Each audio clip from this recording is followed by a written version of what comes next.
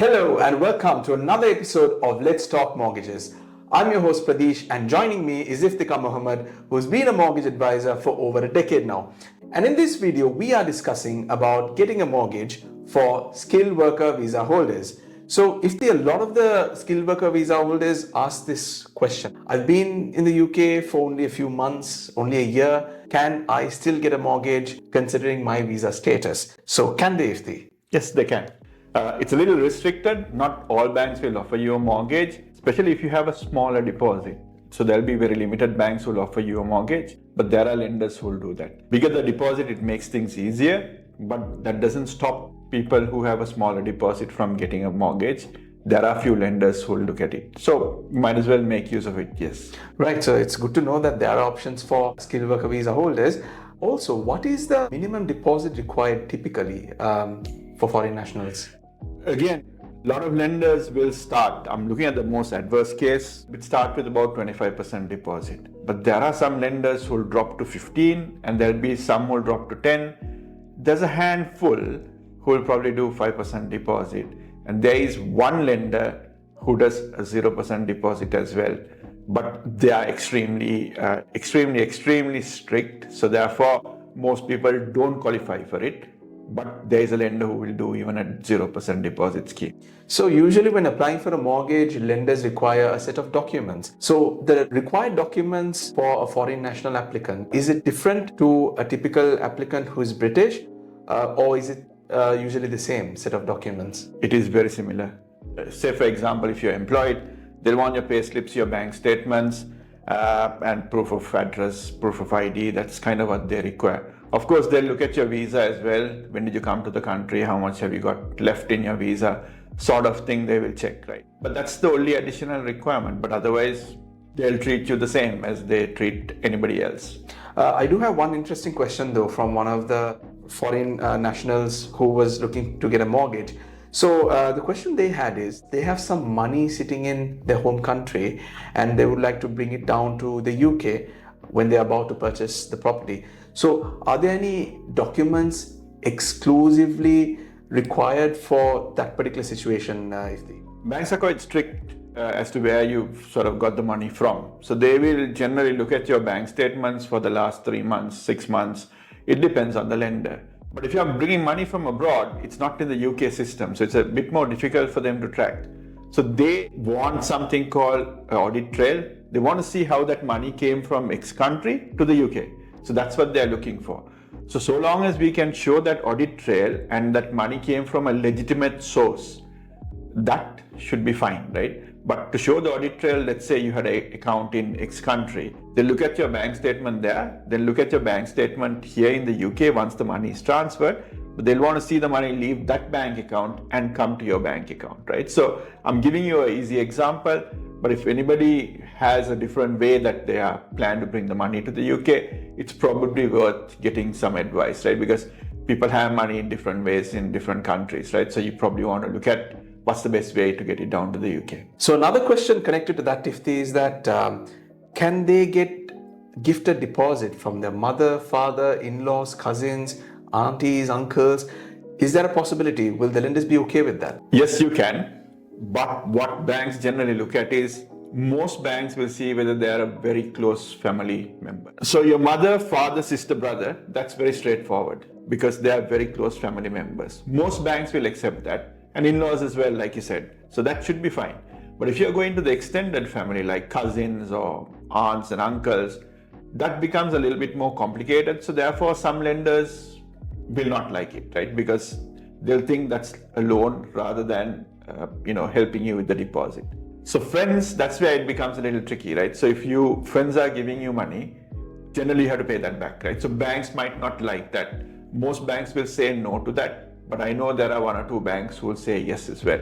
So the best thing to do is get advice on things like this because it could be very delicate depending on the bank that you're going to. Good that you mentioned about friends, Ifti, because I do have one very interesting question that most visa applicants ask. So what they say is that it takes a little bit of time for them to get the funds over to the UK. Yeah. So during that time, is it possible for them to borrow the same amount that they're trying to get from their home country from another friend, like temporarily, and then pay it off once they receive the funds in the UK. So is that a strategy that they can use as a short-term solution just before applying for a mortgage? Pretty unlikely, because most lenders will want to see the money in your account, right? That's exactly what they'll want to see, and that even the solicitors will verify that.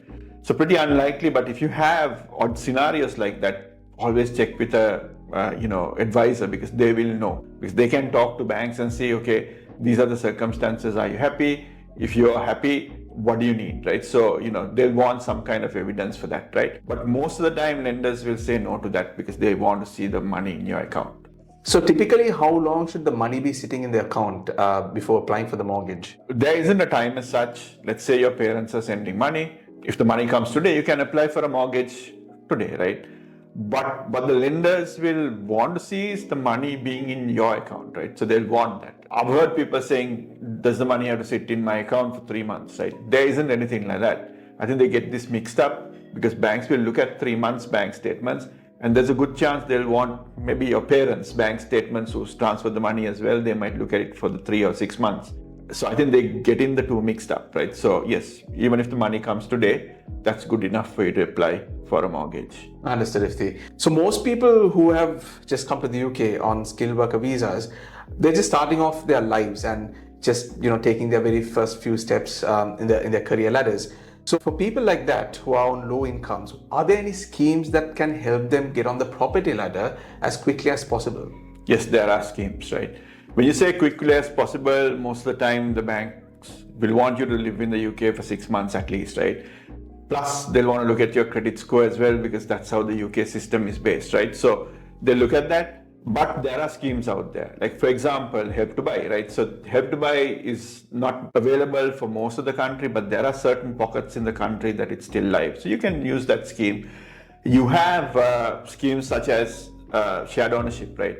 With shared ownership, what I tell my clients is, you probably don't need, let's say the house value is say 100,000, right? You probably don't need 10% of 100,000, right? Which is 10,000 pounds to get your mortgage, because the shared ownership scheme is based on your share of the house. If the house value is 100,000 and your share is 25%, which is 25,000, you probably need 2,500 pounds. So that actually works out to 2.5%, right?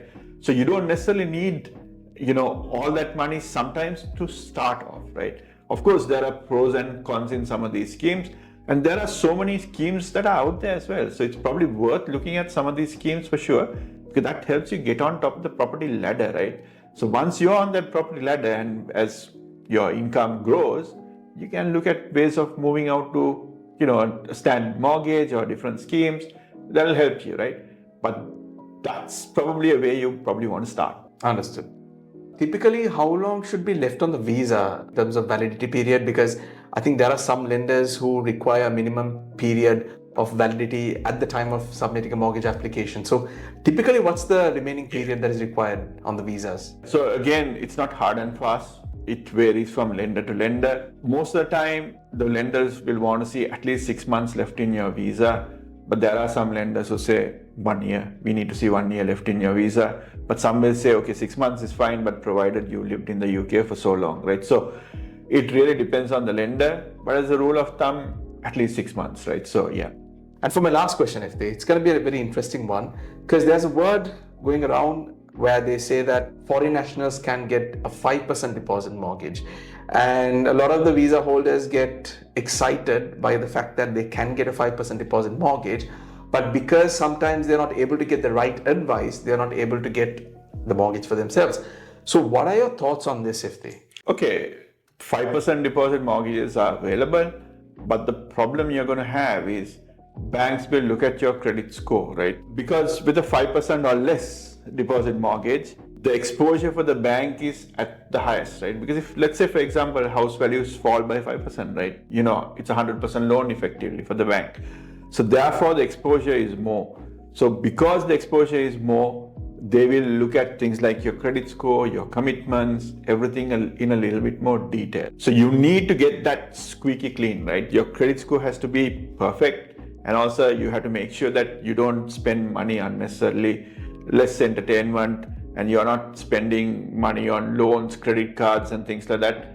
those are the things that puts the lenders off, because you don't want to give them doubts, right? So to make those lower deposit schemes, you need to make sure that you play the game according to what the lender likes to see. Because you touched about credit report, I'll ask you a question around that as well, because I think this is typically asked by most foreign nationals who have just come to the UK. You mentioned that they need to be in the UK for at least 6 months. But what about the credit footprint? How can they build a sustainable credit footprint or the required credit footprint for a mortgage application within those 6 months? What are your tips for that? Okay, first thing you need to do is get on the voters register. So if you're on the voters register, your credit score starts from there, because they can track that you are living in the UK, right? That's the first thing you need to do. And the second thing is obviously open bank accounts. So if you open bank accounts, you will see that go through your system, right?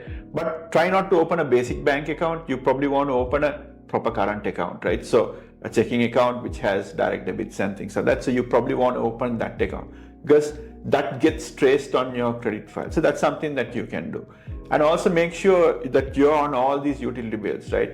Because in the country that you come from, you might be paying cash for your utility bills, but UK doesn't work like that. Set direct debits. So once you're on direct debits, just make sure you pay all your direct debits on time, right? So if you do that, you suddenly see your credit score moving up. But the other important thing is try and get a credit card. You don't need £5,000 limit or 10,000. You just need a small credit limit. You need to show the bank that you are responsible, right? So even if you have a £250 credit limit, just use a little bit to buy some of your groceries and pay your credit card in full. That's what you mainly need to do. So long as you pay it in full, then the bank, knows that you're responsible, right? Of course, with credit cards, you option to pay less as well. That shouldn't affect your credit score a lot, but it may, right? Because if you're paying part, banks suddenly think, why is he paying part, right? Can he not afford to pay the full credit card? So you probably want to pay that in full, right? And make sure that you do not miss any direct debits, right? Because that can cause a lot of problems, and for you to get up there again, it could take a long time. For some people, it can take even 6 years. So just make sure that you're doing those basics right. Of course, download your credit report from time to time and see how it looks, right? And if your score is low, get expert advice and see how you can improve your score, right? Because I've given you some basic general tips, right? But there might be some specifics for you, right? So that's the important thing. Thank you, Steve, for covering a lot of questions, and you enlightened a lot of our viewers today about what sort of deposit they need to have, what sort of documents they need to be having in their hand, and also tips and tricks to improve credit score before applying for the mortgage application. So I think that covers a lot of information. If you like this video, smash that like button, subscribe to our YouTube channel, and most importantly, if you have any questions at all, shoot them down below and we are more than happy to answer them. And if you would like to speak to an advisor, we can help you. You can call us on 0203 0111 986. So once again, thank you for watching this video. Until next time, this is Pradesh signing off from Let's Talk Mortgages.